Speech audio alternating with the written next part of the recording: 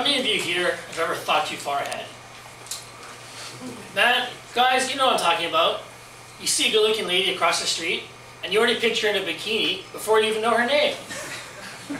And ladies, how many of you collect baby stuff from the bottom drawer before you're pregnant, or even meet your dream guy? One day, I thought too far ahead. It was a chilly, drizzly, wintry April afternoon. Typical stupid Mike Rosie.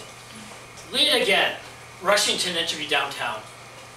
I was driving, and I swear the light ahead of me was green, so I kept going. Suddenly, on my left side, I see 3 cars charging towards me. That's where instinct took over.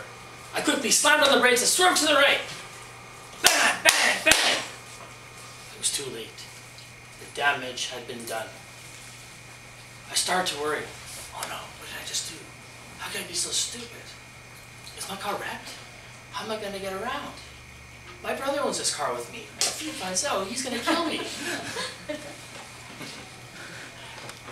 As if I was not going through enough already, somebody had to kick me when I was down.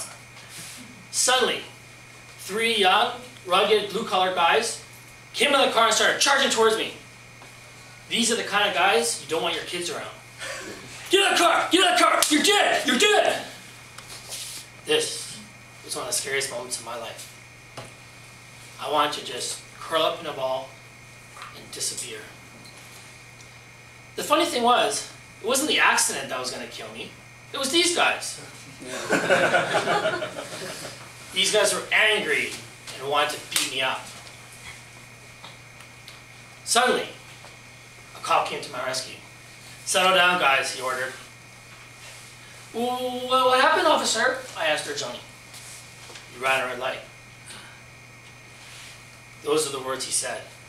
What I heard was, "You're an idiot. You cannot get anything right." This was the worst I probably ever felt in my life. How did I run a red light? How can I be so stupid?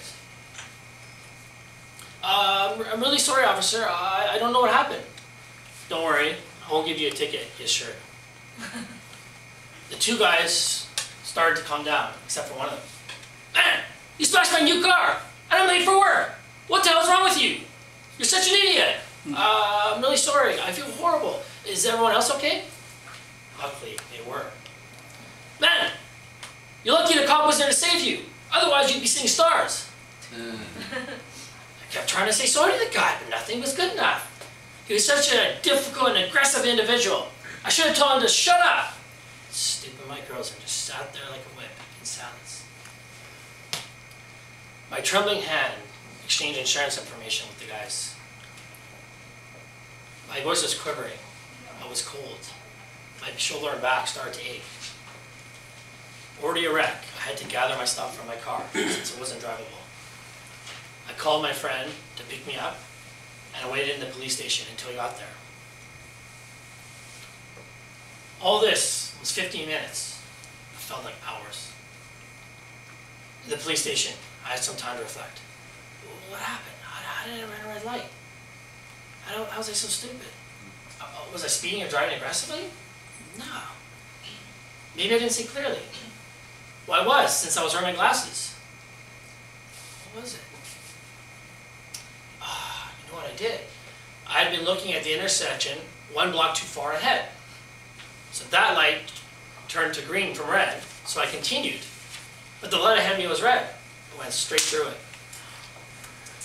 I kept thinking how I made such a dumb mistake. Been driving at this point for 10 years, always a great driver. At this point, I started to worry. If a responsible driver like me can make this mistake, then anyone can. Therefore, I cannot trust any driver. Anytime I'm driving through an intersection, someone can run a red light and kill me. This accident was not cheap. It cost me $1,000 for the deductible, a few thousand for my new car, and my insurance doubled from $1,400 to $2,800. No more discount. After, I kept trying to think, how am I going to tell people about what I did? I was very embarrassed, but I figured honesty was the best way. And you know, people seem to really respect that. They said, Mike, you're human. These things happen. It's not the end of the world. And that made me feel a lot better. A few days later, it hit me. For the first time in my life, I was thankful for being healthy. And I was also thankful that I wasn't even injured in the accident. Looking at how bad my car was smashed, I was lucky to be fine. Well, most people in accidents like these are injured or killed. It's amazing how your life can change in a split second. You can be healthy and strong, and the next minute, dead. And that's why we have to cherish our lives that much more. Make the most of our life. Spend time with family and friends. Be productive. Relax. Be healthy. 4 years later, after the accident, I still feel fortunate that I wasn't injured. In the end, things turned out okay. It makes you realize how fast life can change in a split second. And that's how we have to value our lives that much more. At the time of the accident, I thought it would cost me so much money that I'd be broke. But in the end, I survived physically and financially.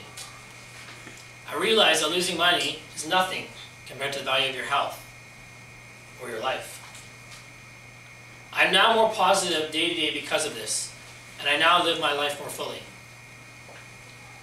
And after all this, my advice to you is to live your life more fully before you run your next red light.